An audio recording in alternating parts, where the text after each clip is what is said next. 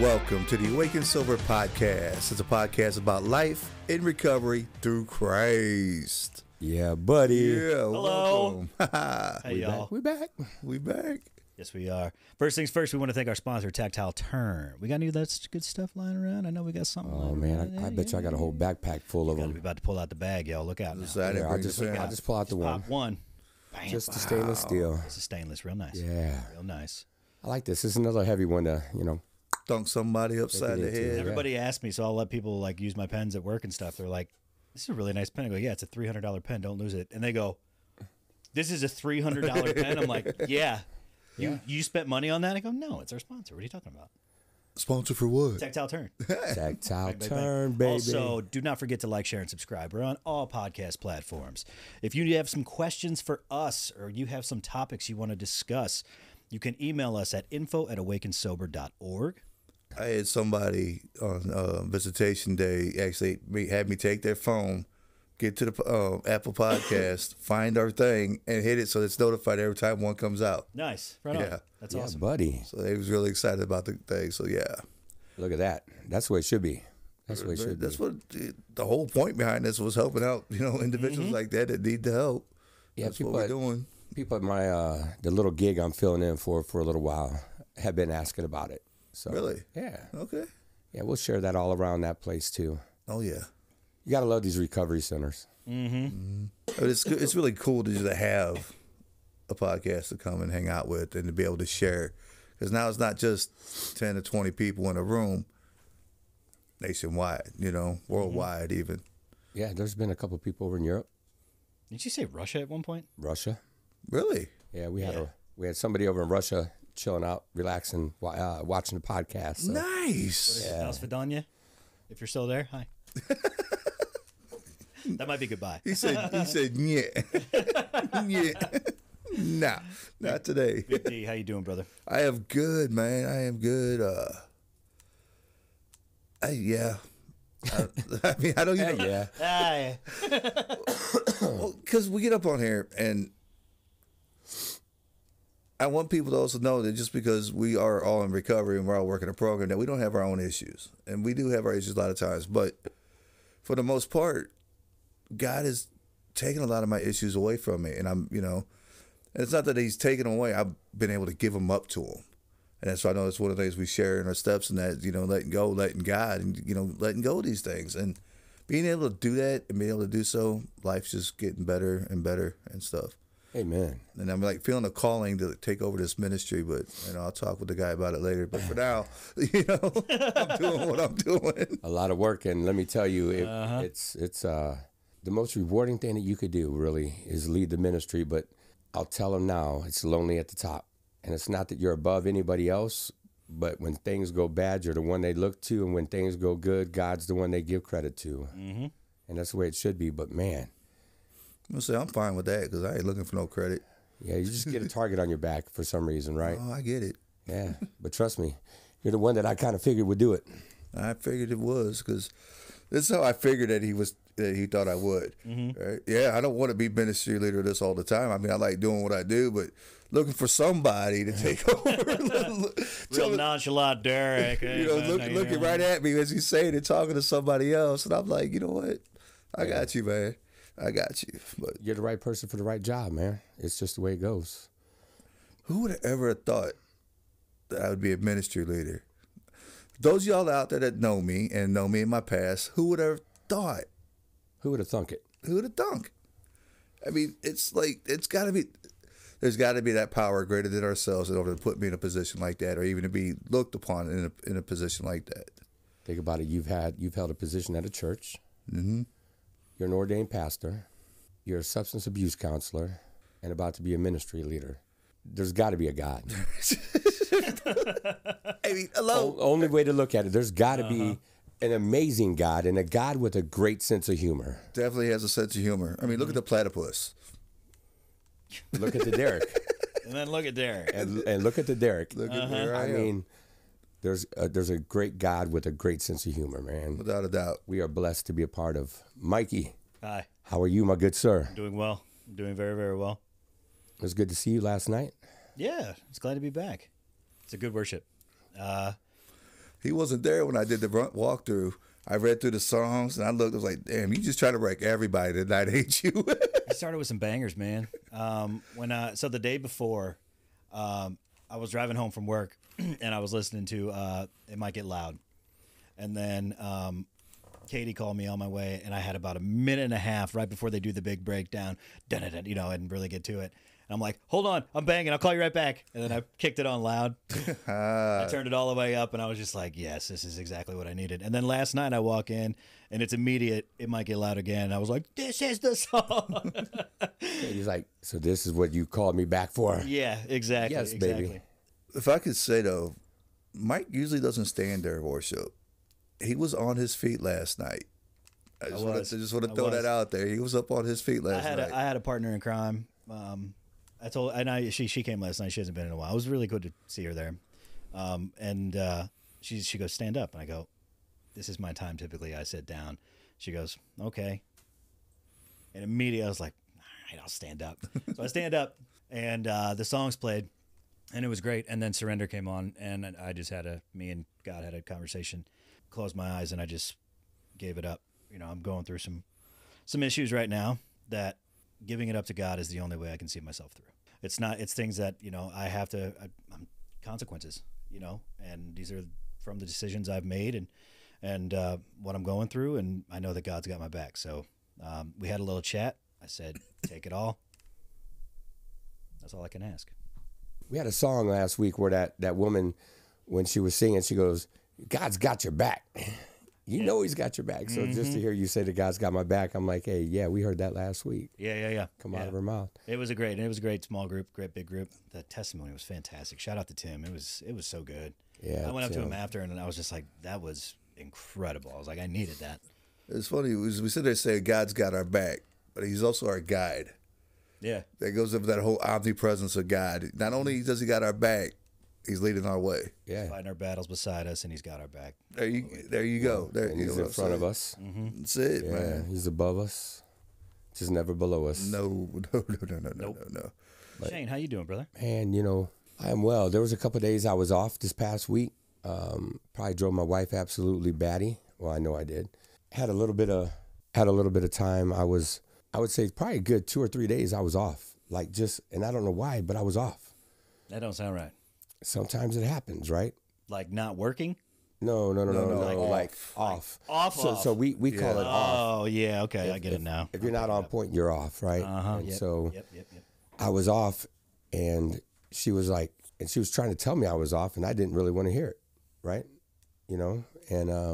But I started that new gig this Monday, and it's kind of fun getting out of the house, doing odds and ends, and I mean, really, is what they're doing is they're paying me to put people into treatment, which is what I've done for the last how many years anyway. Even as a full-time pastor, we put several hundred people in treatment while we're at Morning Star Church. And so now they're paying me a decent salary to do so, go shake some babies, kiss some hands, inside of hospitals and other places. We'll see how many people catch it. Nice. Catch it, change it. Check it, catch it, change it. Check it, catch it, change it. No, catch it, check it, change it. Catch it, check it, change it. Check it, catch it. Catch it, check it. Change that No, stuff. I want to see if they catch on to what I said or not catch what I said. Yeah. We'll see if anybody can, because if they can, then they can write in and maybe we'll send them a gift. I'm interested in sending out a free gift to somebody. I've only sent a couple so far to people. So, But other than that, man, it's been great. You said it, a great night of worship. That's all that needs to be said. It's funny, man. We have a great night of worship without a band up there. That is pretty wild. I mean, that is, how often can you go somewhere and just be you, let go, and you don't even have a band in there leading you. We just got videos leading us. Hey, man, the kids rocked the joint last night. Again. I was in the kids section. It was awesome. And how often can you say that? I did it on purpose, too. He was at the kiddie table. I did it on purpose. All right. How often can you hear that, though? I was in the kids section, and I loved it. It was great. Because those kids were just clowning. Yeah, so if you don't know how to worship, Tuesday night, 8676 Orf Road, Lake St. Louis, Missouri. Stop on by and let these little young ones show you how to worship.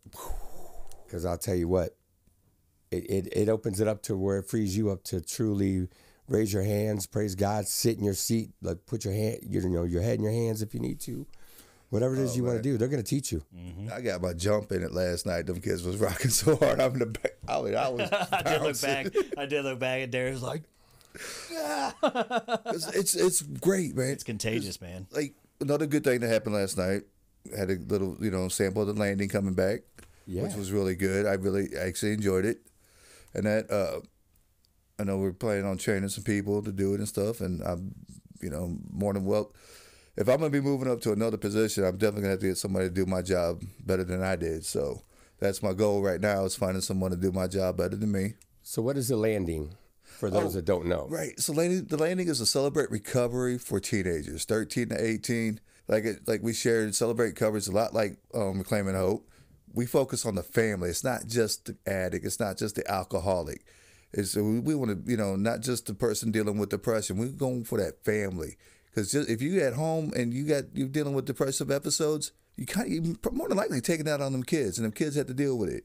So we're there to help guide those kids, build those kids up, get to the point where we actually put Celebrate Recovery out of business because the kids done been healed before they even became adults. Now, wasn't he just complaining to you about putting treatment centers out of business?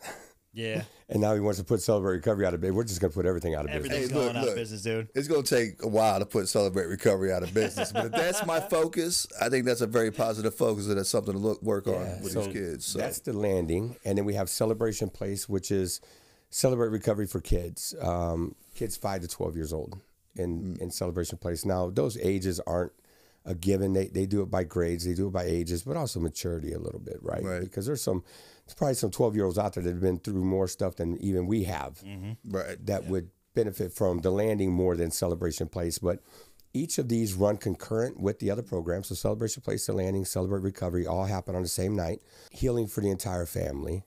So we all learn the same lessons, but age appropriate. So the landing, age appropriate, Celebration Place, age appropriate. And it's really neat to see a family go back to walk past donuts or walk past, hey, what did you learn tonight? Well, I learned how to take off my mask of denial. And you hear the parents talking the same conversation. And all of a sudden, next thing you know, we got a family using the entire language of recovery within its walls of its home. There's nothing greater than watching that. Yeah. So speaking of recovery, what are we talking about today in recovery? What do we got? Step 10. Step 10. Yeah, we went through 8 and 9, making amends and finding forgiveness and all that throughout the last couple of weeks. And, this week we're going to go into step 10. What is step 10?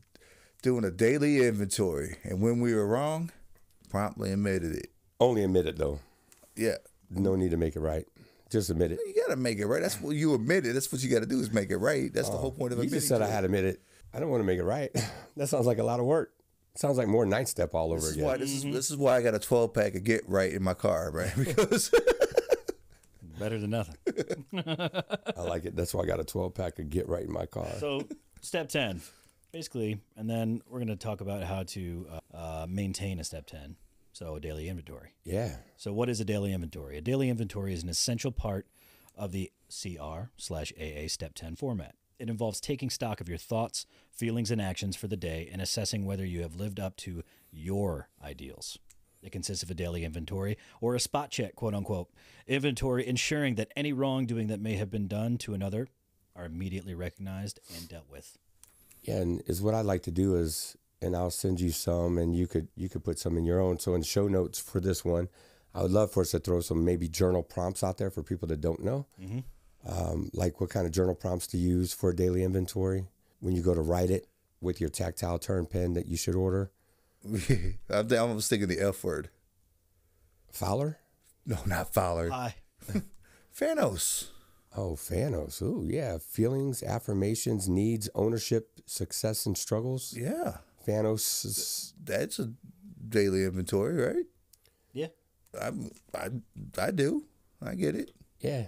So Fanos is one way. We could put Fanos back in there, but just some, general questions. What thoughts or feelings have I been holding on to that are causing me distress? Have I been honest and transparent in my interactions? Mm-hmm. Just different things like that. Because really, step 10 is more what you were talking about on the last episode of making my living amends. Mm-hmm. Because we're going to take a look at our day and say, hey, is there something that I need to, and then we're going to get away. And I mean, one thing that we talk about in Celebrate Recovery is doing periodic check-ins, right? So every 30 days or 90 days, you're reading through your journal. Where have I improved? Where do I still need to improve? Mm-hmm. And I think that's one neat thing about a daily inventory. One, we keep our side of the street clean, but we also see where we're growing and where we still need to do some work. Yeah, that's the cool thing about it is you take note of your character defects that you can continue to work on them and improve upon them. Because you don't just get rid of defects. They don't magically disappear. You constantly have to be, not focus on them, but be mindful of them, that they could pop up at any given moment. So how are we doing this? We are taking an inventory of our defects and trying to turn them into assets. What if you don't have any defects? Then you are not a real person. Oh, okay. Sorry. I've never met one person without a defect, so. Just Jesus Christ. Yep. Yeah. The one and only. Just Jesus. So what else about a 10-step? What's the importance of taking an inventory of your thoughts, feelings, and actions for today? I mean, really, what is the... For me, doing it is, a lot of times I get to, it's okay, this happened today. This is how I approached it. Where did I do it right? And a lot of times I find myself saying, no, I could have done it this way. When I say I could do it this way, that means I should start putting that more into practice on my daily living. How I approach an individual, how I approach a situation. And as I continuously do that, I'm continuously building myself and building to be more that transparent individual that I'm trying to be and stuff. Right on. And that's my thoughts on it. I dig it. It's like a constant workout, but for my character. It's a constant workout. Everything, I try harder the next day to do better than what I did the day before, like I did in the workout, and I'm recognizing where I did wrong in that workout that I could do better the next day. And the whole, telling somebody I'm sorry if I did really do something wrong. He sounded enthusiastic about that. So, Mike, how can doing a daily inventory prevent relapse or even help us grow in our recovery? I think it can help by noticing the old behaviors that you might have exhibited back when you were using. Mm-hmm. Okay, so I'm living this day, and I'll be the first to admit I haven't been great on journaling the last couple of weeks. So, but I'll be the first to admit that there are things that come up in a day-to-day life that I don't take note of, but at the same time I know that are addict behavior. So the more that I can recognize those things, the more that I can talk about those things, those defects, those addict behaviors that I'm exhibiting, the easier it is to kind of reverse the role of what that defect is. So if I always understand, and I'm one of those people, I always know that a relapse is possible. I never forget that a relapse is possible. I'm never safe from a relapse. No. So that's why I always have to maintain this checklist or this spot check to be like, yo, this is what you're doing. Is it right? If it's not right, you need to change it. You need to talk about it, and you need to get right, or else someone's going to give you some get right. Yeah, so get right. I'm going to get one of those cans of get right for Derek's car. So yeah. It's a constant reminder that a relapse is possible, but I don't have to go back to that, because if I'm being proactive about identifying my defects and what I need to work on, I don't have to be reactive when they rear their ugly head. I like that. Mm-hmm. Be proactive, not reactive. Yeah. So learn to respond and not react. Mm-hmm. Listen to understand, not respond. I don't listen to you, but no one does. Yeah, see, and I like that. Listening for, what did you just say? Listen to understand, not to respond. But we always teach response. A response is a good thing. The reaction is the bad thing. Yeah. And so when you say it that way, it's like, man, but I want to respond. But if I'm going to respond, that means that I've taken time to actually listen. Mm-hmm. So Proverbs tells us a wise man thinks before he speaks, for then what he says is more persuasive. So if I'm listening to you, I'm going to respond, but I'm going to take a minute. I'm really going to chew on that, and I'm going to process it. And that to me is a response versus that reaction. Yeah. But I'm listening to understand. Yeah. But eventually, hopefully respond if it needs a response. Sometimes it don't need one. And that's the thing. I see it all the time and I do it myself. Somebody will be saying something and I'll quick to a response, like, that Mr. Fix-It guy that's still deep down inside me. That reaction. That reaction of, I can solve your problem real quick. Here, do this. But I have to, it's not, sometimes a problem is not even meant to be solved right then. Sometimes it's just you need to sit there and just be with it. Are you telling me this because you want me to fix it? Or are you telling me this because you just want me to listen? Because you want me to listen, right? That's a hard question to ask. Ooh, it's a hard question. It's a hard answer to give too. But when you get to the, on the average, like, common to ask that question, usually with the person you're asking it to over a period of time, I don't know if it works for everybody, but it has worked for me, is when that person comes to talk to me now, hey, I don't need you to fix anything. I just need to talk to you about this. Proactive. Yep. That my wife is like that now. Mm-hmm. Because she knows that's my wife. I'm gonna take care of my wife, and she needs something. Well, let me go handle this. No, it's not about handling it. Right. I just need someone to vent I just out need to vent at the moment. Right. Let me vent to you. Exactly. Let me unload. But it takes both sides doing that. It takes us asking. Mm-hmm. It takes them telling. Because I'm not always going to ask, because I'm going to forget sometimes. She's going to come down. She's going to start spewing, and I'm going to be like, all right, I'll be back. Let me go take care of this for you.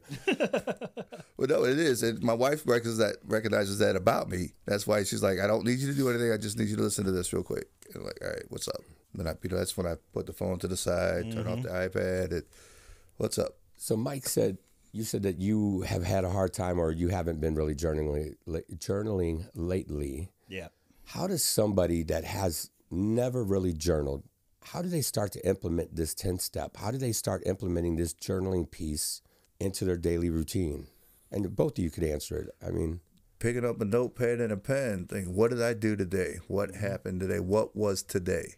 And I think once you start questioning that part, what was today, you start to recognize what happened today and what you had something you could have did differently, handled it differently and stuff like that. But it all starts with that pen. You got to pick up that pen to paper, man, because it's, even if you just write down, I woke up today, went to all my groups, 6:30 was okay, dinner was all right, there's my day. But I mean, just to get started. Yeah. So something as simple as that, just to get started. One of the biggest questions was like, okay, was I resentful today? Did I do anything out of self-service? Was I self-serving today? Was I what did I say, resentful already? Mm-hmm. Yep. What, just ask yourself these questions regarding your defects, which you find in what step? 6 and 7. Well, you find them in 6. You find them in 4. Yeah, you find them in 4. Identify in 4.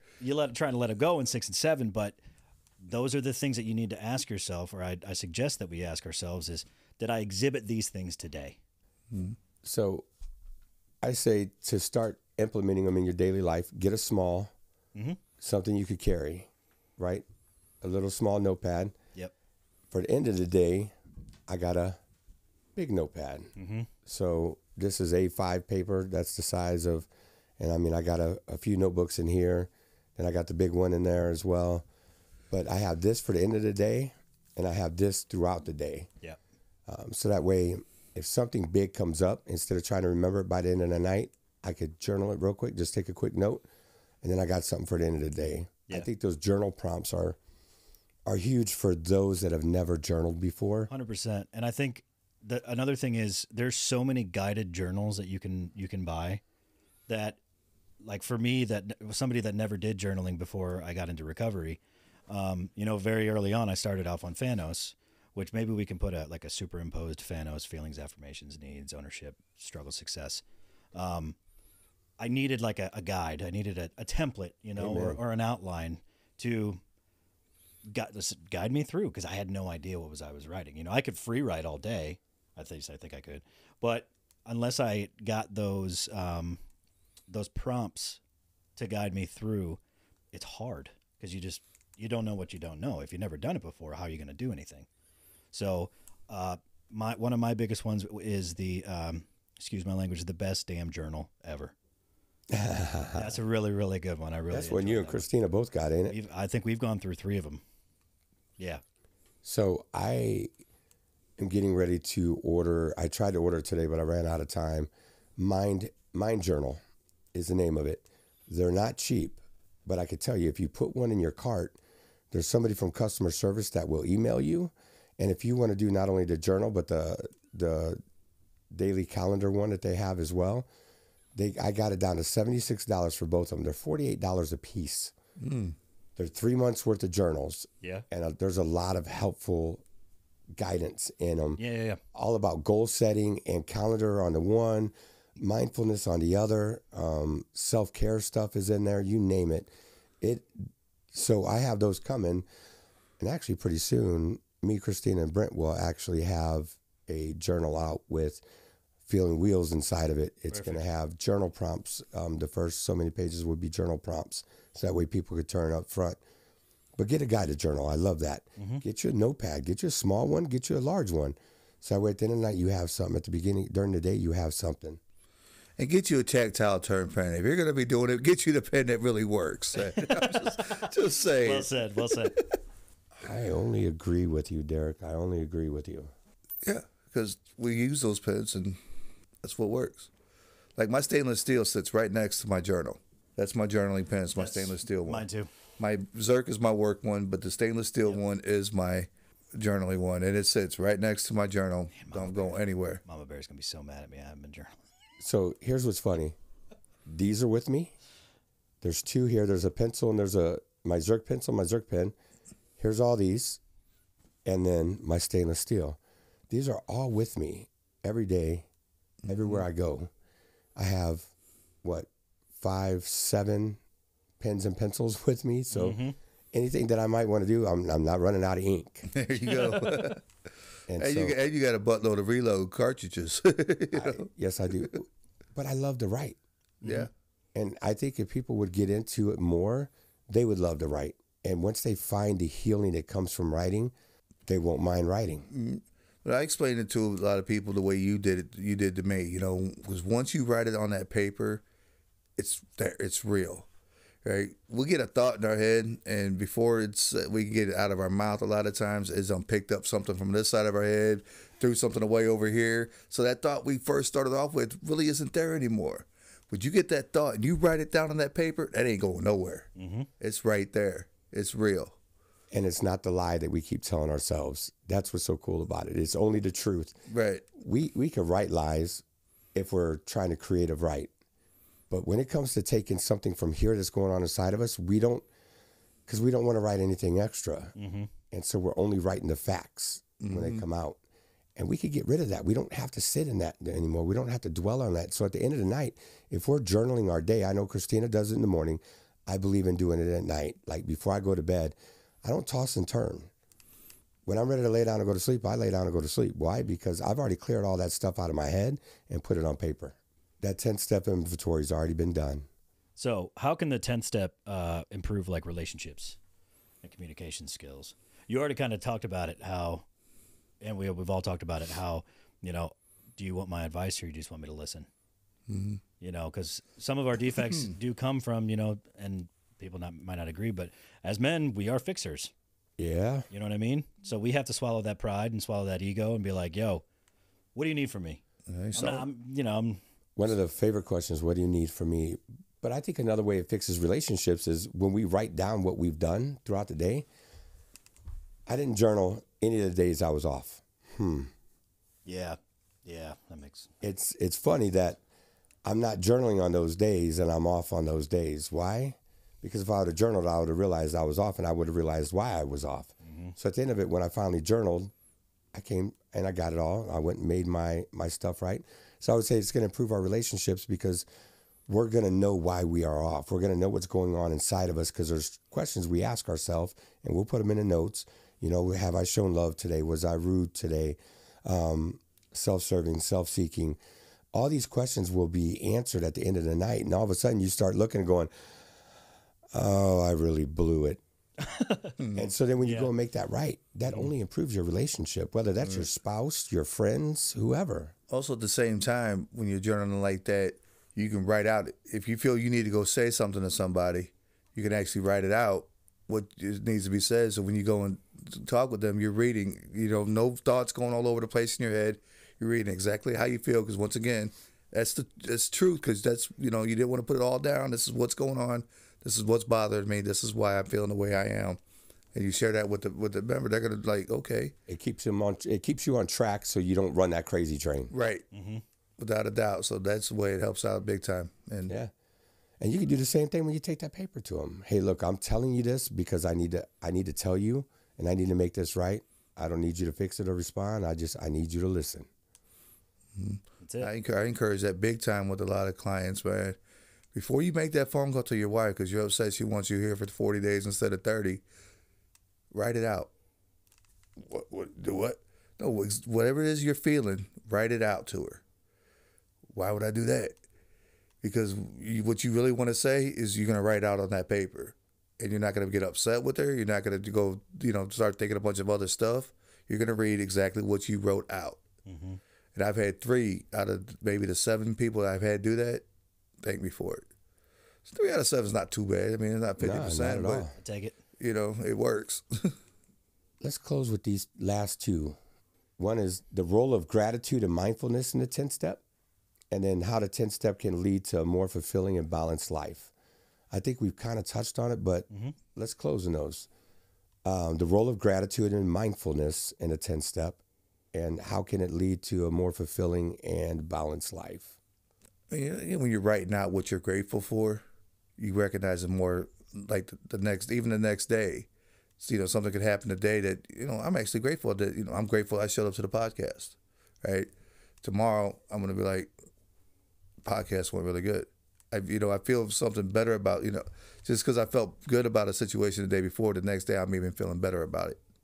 And that, nice. So Nuggets of positivity. Nuggets of positivity. Not chicken nuggets. No. We're talking nuggets. So how can the 10th step lead to a more fulfilling or balanced life? When you're writing out that 10th step and you recognize the things you did wrong, not just that could have went wrong today, but the good things that happened as well. And you start recognizing, okay, this went this way. However, I could have done this. This would have happened. But this also happened. And, I'm glad I did it this way. This went really well. You start recognizing that your day's not all bad. Because you had a bad moment, don't mean you had a bad day. There's positive things that happened in it. So you're saying write out good and bad in your 10th step. Yeah, just like we talked about in the 4th step. Why it's inventory, so why change it up? If it ain't broke, don't fix it. Yeah, I hear you. I hear you. So, Mike, same to you. The role of gratitude and mindfulness in the 10th step process, and then how can it lead to a more fulfilling and balanced life? Makes you more, gives you a better sense of responsibility of the things that you need to do on a daily basis. I need to be mindful of how I am in all situations. Am I? No, I'm not, because I'm human and I make mistakes. But the more that I recognize my faults as well as my assets, the more that I talk through those things with another person, a sponsor, a therapist, whoever it may be, pastors, the better that I will be and the better outcome typically that will come. As far as like a balanced life goes, I have to be increasingly mindful and increasingly, there it is, responsible to myself, but also accountable to other people. We've said it in the past. Responsibility is an inward thing. Accountability is an outward force. I'm getting accountability from other people, but I am responsible to myself and my recovery. So Amen. I have to be responsible for the things that I put out into the world. I have to be responsible for the things I put into that journal. I have to be responsible for my actions, my words, everything. And if I hold myself responsible, I'm only going to try to put out good things into the world, because I don't want to be responsible for the negativity that I used to put out. Amen. Shane? I didn't have to answer, did I? No, I'm just playing. So the role of gratitude, the why. The role of gratitude to me is all about the why. Oh, yeah. Because if I'm grateful for this podcast, why am I grateful for this podcast? Everything that I do, if I can attach a why to it, it allows me to be balanced. It allows me to truly be joyful and truly be grateful for those things. And in that, it helps my mindfulness. It helps me be aware. And it will actually help me lead a balanced life. And when I don't do those things, my wife gets to turn around and tell me, you're off. You son of a gun, you're off. Do something about it. You better go journal. You better go fix it. Call your sponsor. Call your sponsee, whatever. Yeah, whatever you may need to do. Just say. But really, to me, it starts with the basics of that day, what it was like. But if I can actually put what I'm grateful for at the end of it and why I'm grateful for it, it will make me realize the things that are around me and the blessings that I have around me. That's why I love gratitude. Yeah, that's what I meant when I said what I said, but I forgot the why. Yeah, I picked that up. That's what you were trying to say. Yeah. Yeah, just forgot the why. I forgot the why. If I'm grateful for the sky, why am I grateful for the sky? If I'm grateful for whatever, why am I grateful for it? Once I put that why down, know your why. So in closing, D, what do you got? Daily inventory. Check yourself. I mean, to me, that's what it is. It's you're checking yourself. Not no list, not no boxes. You're checking yourself, where you're at in your recovery, how far along are you going, what can be changed, and why. Don't see how how I did that? I see that. Yeah. I mean, really though, that should be a lot of your journal. This happened today and it made me feel this way. Why did I feel that way? And why, what can I do to change it? And my final question is, how do I approach that? That's been my thing at work. Why, what, and how? Why do you feel that way? Why is it bothering you? What can you do to change it? It's a lot of whys. How do you go about it? It's only 2. Yeah, no, but that's good. The more whys, the better. Mikey, in closing, what do you got? Daily inventories are good. Okay. I found one thing in Psalm 139. David asked God to help him take inventory of his heart. In verses 23-24, he prayed, "Search me, O God, and know my heart." Ask God to help you search your heart. And let me know if there's any wicked ways in me. And then he will lead me in the way everlasting. They had the finish of it. I love the part that you did, search me, oh God, but that's tough, man. That's we've said it in the last, I think, 3 podcasts since we've been working on the 4th step all the way up until now. That's been that scripture that runs throughout. 1 Corinthians 10:12. So if you think you're standing firm, be careful that you don't fall. If we think that we've got it by this point, be careful because, there's things that could creep in. If we're not taking a daily inventory, those things will creep in. And I love the Beatitudes out of it. Reserve a daily time with God for self-examination, Bible reading, and prayer in order to know God and his will for my life and to gain the power to follow his will. That 10-step inventory give you everything that you need on a daily basis, what you need to work on and how far you come. Amen, amen. And Lamentations 3:40. Let us examine our ways and test them, and let us return to the Lord. Yes, indeed. On a daily basis. Absolutely. Love it. On a daily basis. Y'all, we want to make sure you like, share, and subscribe. We are on all podcast platforms. You got any info you want us to check out? If you have some topics you want us to speak on, please email us at info@awakensober.org. Derek, what'd you have? I was going to mention how it says examine your ways. It doesn't say examine your bad ways that day. Don't say examine. It said examine your ways. Everything about your day, both good, positive, and everything in between.